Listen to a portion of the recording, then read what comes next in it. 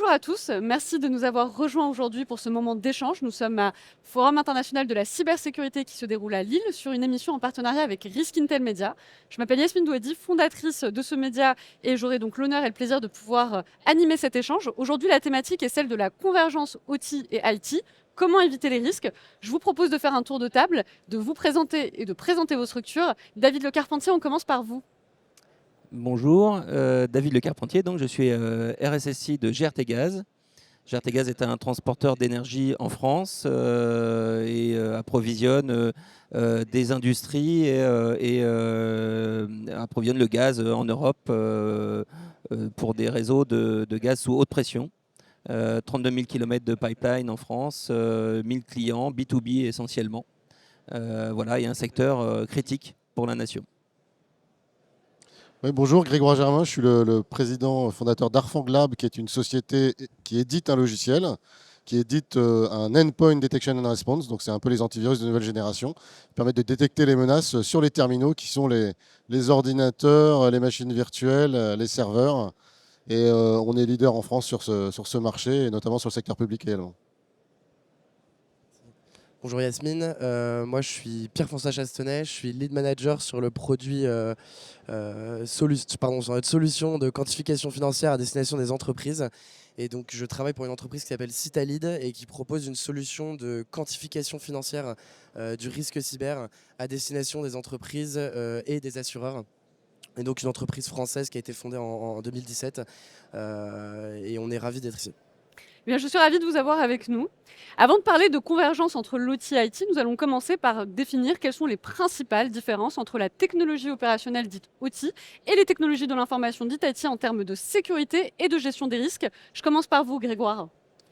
Oui, eh ben effectivement, l'OT vraiment, et l'IT, d'abord, c'est deux temporalités différentes. Les systèmes OT sont des systèmes qui sont faits pour durer plutôt 30 ans dans l'industrie et donc qui vont avoir on va devoir avant tout gérer l'obsolescence. Et ensuite, c'est deux mondes vraiment différents. Et on a le monde qui a un impact physique, c'est le monde de la production, avec des cultures différentes, et celui de l'IT, d'où est née d'ailleurs la cyber. La cyber est d'abord née dans l'IT, et ensuite elle s'intéresse évidemment à l'OT, mais ils ont tous les deux le même objectif, c'est la gestion des risques, et ça poursuit effectivement la résilience des systèmes. Merci beaucoup. Alors, chez Cisalid, vous vouliez peut-être dire aussi un mot sur la question? Avec plaisir, oui. Alors peut-être pour compléter ce qui vient d'être dit, on a donc dans l'OT cette volonté de pouvoir construire des systèmes qui sont faits pour durer dans le temps et pour être où on va garantir la sécurité sur la dimension donc safety. Donc des systèmes où on va pouvoir identifier un certain décalage en termes de niveau de maturité défensif par rapport à l'IT. Donc ça c'est le premier point. Le deuxième point, c'est que pour l'OT, on va également avoir des systèmes où les impacts d'une cyberattaque sont extrêmement importants. On travaille avec un assureur qui s'appelle Reliance pour pouvoir quantifier l'impact du risque cyber pour les hôpitaux.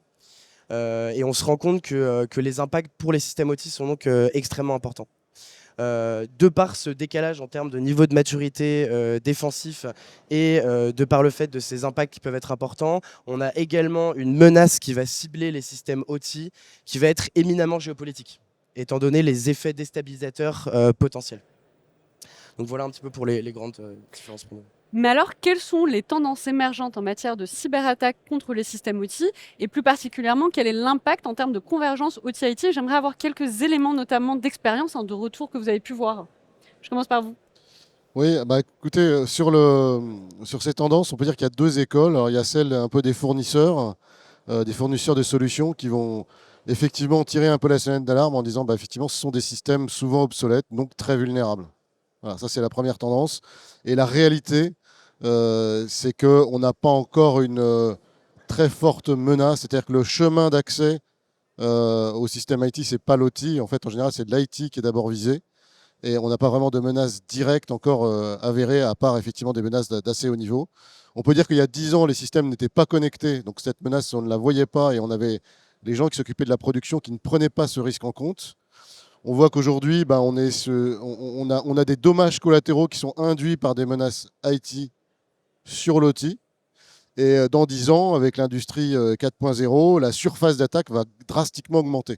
Donc effectivement, il ne faut peut-être pas tirer la sonnette d'alarme, mais en tout cas, il faut prendre très sérieusement le sujet en compte et vraiment l'intégrer dans le risque global, parce que l'OT risque de devenir le chemin d'attaque aussi pour atteindre l'IT. Voilà, la tendance Alors, pourrait s'inverser.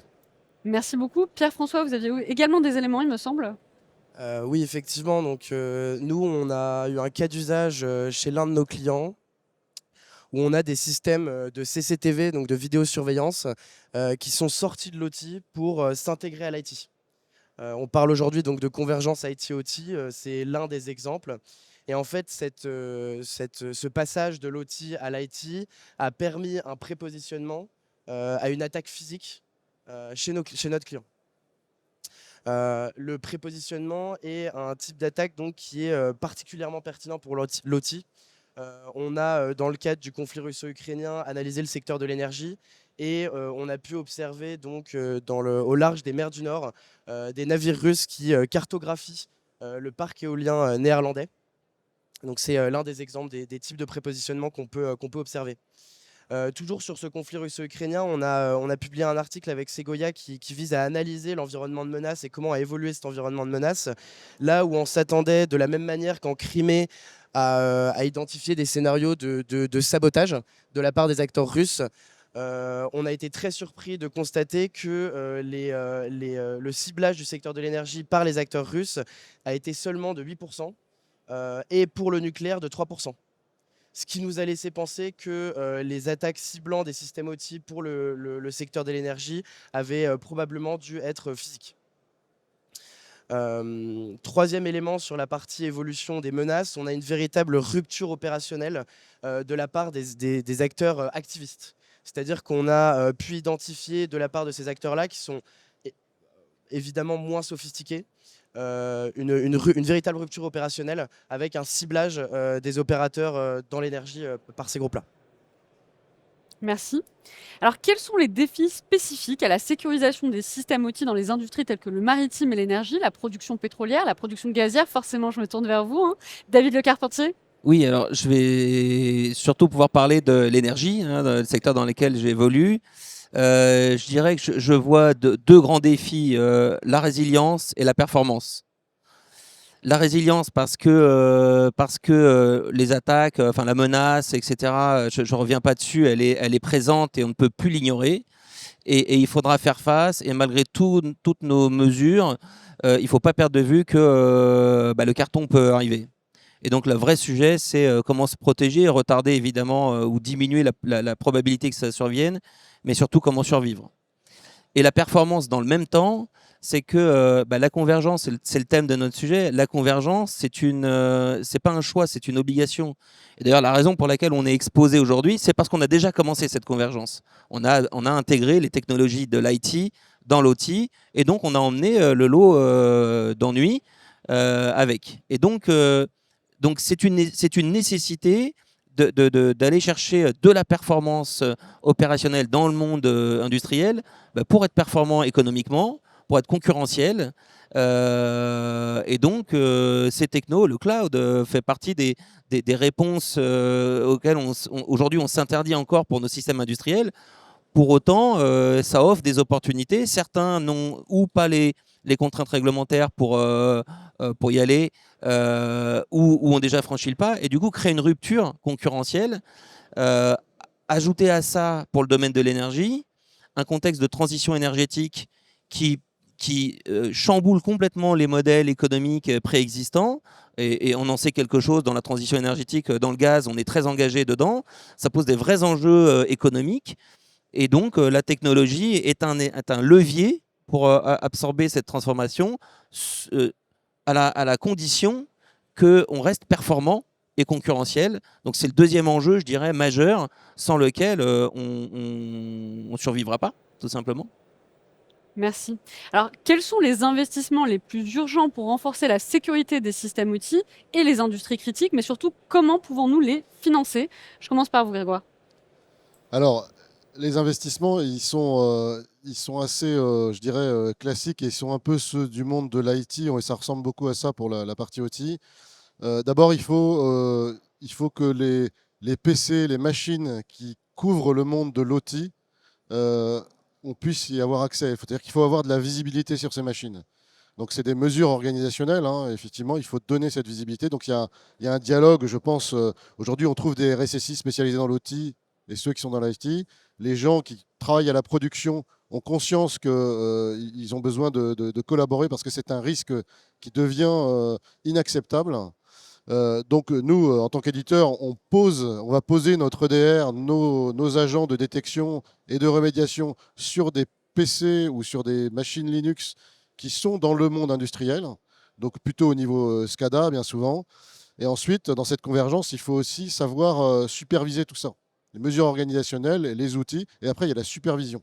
Alors j'en profite parce qu'on est à Lille, et je cite par exemple Advance, qui est un SOC qui a fait cette convergence et qui est capable d'avoir une offre OT et IT. Et évidemment, ces deux offres sont liées, elles doivent travailler ensemble parce qu'elles poursuivent la même finalité, qui est celle de trouver le chemin d'attaque, qui peut-être passera par l'IT, peut-être par l'OT, mais en tout cas, c'est la même attaque. Et donc, il y a une cohérence dans tout ça.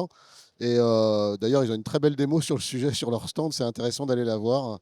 Et donc voilà, c'est à la fois de l'organisationnel, c'est des outils, des moyens. Donc le financement, bah, c'est consacrer un budget. Aujourd'hui, on dit que le budget consacré à la cybersécurité dans l'IT, ça doit être entre 5 et 10%. Je ne sais pas quel doit être le ratio dans la partie production, mais globalement, il faut avoir ça en tête, hein. Merci beaucoup. Alors Pierre-François, peut-être quelques mots également? Oui, je vais pas répéter ce qui a été dit. Peut-être deux choses pour compléter. La première, et c'est en lien avec ce qu'a dit David, c'est de mettre l'accent sur la partie gestion des fournisseurs et intégration des fournisseurs à l'analyse de risque. Donc ça, c'est la première chose. Et par rapport à ce qui a été dit précédemment concernant les attaques physiques sur les systèmes OT, un focus à mettre sur la partie système de gestion des identités et des accès au sein des entreprises. Sur la partie financement, on constate dans d'autres secteurs d'activité, comme les secteurs bancaires par exemple, qu'on a un besoin d'intégrer le top management à la gestion de risque et à la gestion du risque cyber. Et donc on a la conviction que pour pouvoir améliorer la sécurité de ces systèmes-là, il va falloir pouvoir intégrer le top management et surtout mettre autour de la table des personnes qui gèrent les systèmes OT et des personnes qui gèrent les systèmes IT. Souvent, on a des équipes qui sont différentes. Et donc, l'objectif, ça va être de pouvoir les mettre autour de la table, autour de méthodologies qui peuvent être quantifiées pour pouvoir donc mieux traiter ce risque-là. Dernier point sur cette partie-là, la partie cyberassurance, évidemment, pour accompagner la résilience des organisations. Merci beaucoup. Alors évidemment, le sujet, c'était comment éviter les risques. Donc il est le moment aussi de parler de comment sensibiliser les employés de ces industries aux risques liés au système OT. Alors comment on les sensibilise, mais surtout comment on inclut et on arrive à imbriquer de bonnes pratiques dans leur comportement habituel. Alors, chez nous, chez Gertegaz, comment on s'y prend pour sensibiliser les utilisateurs? On adapte les langages au contexte, aux audiences, et c'est essentiel pour être au plus proche des préoccupations. Quand on parle d'OT, ce qui prévaut dans un monde industriel, c'est la disponibilité, c'est la safety. Notre discours doit aller dans le sens des éléments qui sont compréhensibles, qui sont cohérents par rapport aux préoccupations des collaborateurs et de leurs activités principales, et de leur faire découvrir, prendre conscience que les événements d'origine cyber peuvent avoir un impact sur leurs préoccupations qui sont en général surtout la disponibilité, la protection des biens et des personnes, et que c'est une composante à prendre en compte, qu'elle est parfois complexe à appréhender, mais qu'en leur donnant des éléments simples, accessibles de diagnostic, de comportement, de mode opératoire, ils peuvent avoir un rôle à jouer en maîtrisant et en comprenant ce qu'ils font, et surtout en sachant sur qui s'appuyer et à quel moment solliciter du renfort. Ça autonomise les gens et c'est une manière que l'on éprouve et qui marche bien qui trouvent une adhésion importante et même de la demande. Ce qui pour moi est un marqueur d'adhésion, c'est que quand on commence à être en demande côté opérationnel, c'est qu'on a déjà fait faire les premiers pas et qu'on est dans la bonne direction. Voilà comment on essaye de s'y prendre pour adapter notre discours et notre sensibilisation au monde spécifique, particulier qu'est l'OT. Alors nous arrivons à la fin de cette table ronde avec une question qui permet également d'avoir un peu d'ouverture. Blockchain et IA sont aujourd'hui des technologies en vogue. Est-ce qu'elles ont un rôle à jouer justement dans la sécurisation des systèmes outils? Grégoire. Alors, très clairement, sur ces deux technos qui sont cités, il y a beaucoup de technologies, hein. Les systèmes OT, c'est des systèmes très déterministes. Donc, l'IA, c'est très intéressant, évidemment, comme partout dans toutes les disciplines. Et comme c'est des systèmes déterministes, évidemment, on va tout de suite relever des comportements anormaux. Il y a juste des petites subtilités, parce qu'il peut y avoir des comportements anormaux qui sont en fait des cas d'urgence. Et il ne s'agit pas de confondre un cas d'urgence et une cyberattaque. Et sur la blockchain, pour l'instant, je ne vois pas très bien l'application dans le monde de l'OT, mais je n'ai pas forcément toute la visibilité. Merci. David Le Carpentier. Oui, alors, je pense que le sujet, c'était convergence, risque et risque. Ben, je pense que le plus gros risque sur la convergence IT-OT, c'est de rater sa convergence. D'accord. Et ben, rater sa convergence, ça fait par exemple, ce serait de ne pas correctement intégrer ces technologies-là ou de les ignorer. Donc effectivement, l'aspect déterministe est effectivement pas ce qu'on va plutôt rechercher dans l'OT. Il ne faut pas exclure la plus-value que peuvent avoir ces technologies dans ce contexte particulier. Donc rater sa convergence serait exclure a priori des technologies du champ d'investigation ou d'innovation.